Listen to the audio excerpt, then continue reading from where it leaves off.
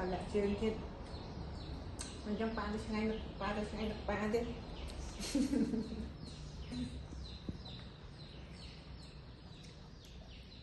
nó còn nhăn trời trời tích thì tiện như bao phút nhỉ nhăn từ lông tiền rồi từ lông đống thân đấy đó cái nó con gì cái gì cái nó còn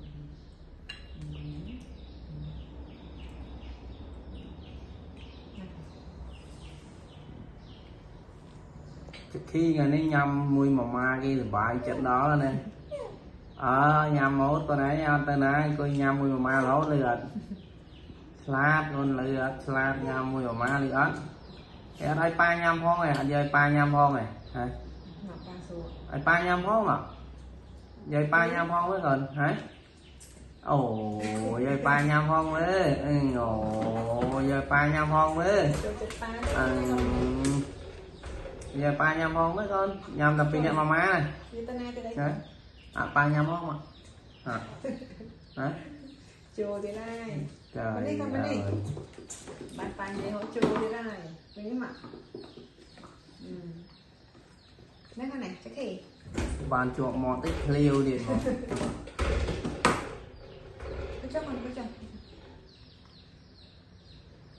bàn chuột mò tích liêu mà quên đấy à quên đi chắc cái quên đi hả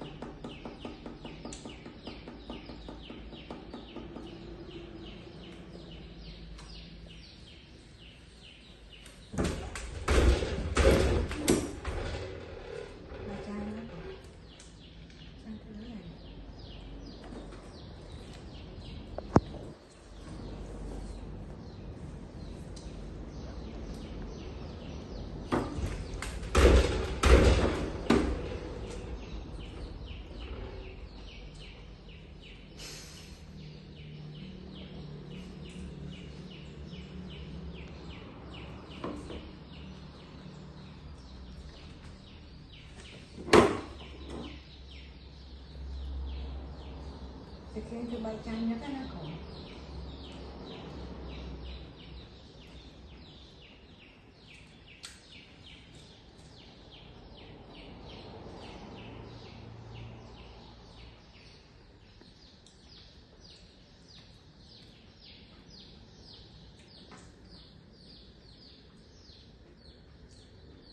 cái nào đấy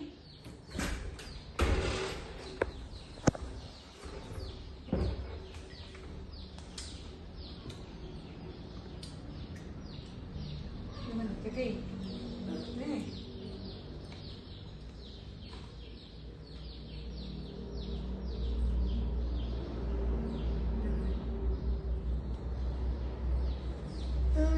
mà phải còn cái chồng cái giọng nó đấy áo xanh lắm cái tư giọng nó không cái này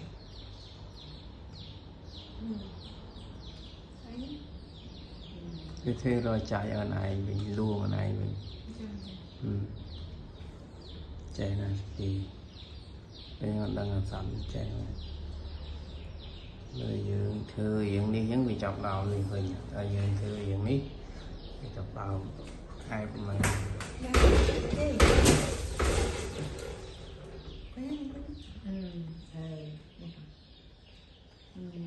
chắc là không nhiều người thấy à chết nè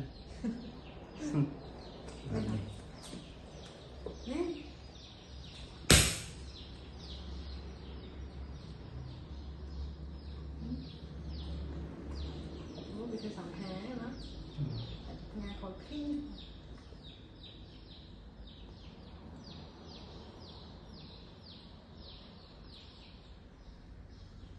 cái này.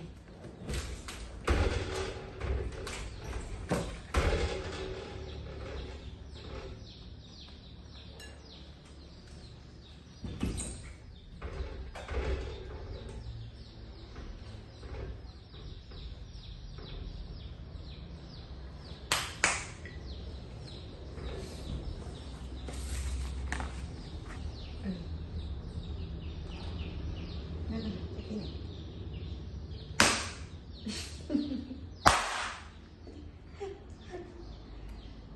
Cái chân nhặt.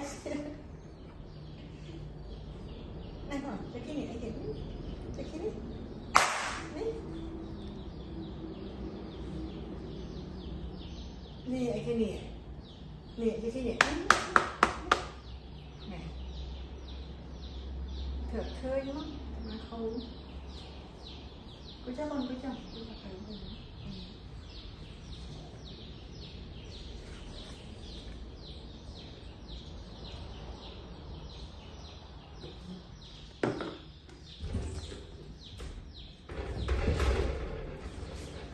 Hãy subscribe cho kênh Ghiền Mì Gõ để không bỏ lỡ những video hấp dẫn.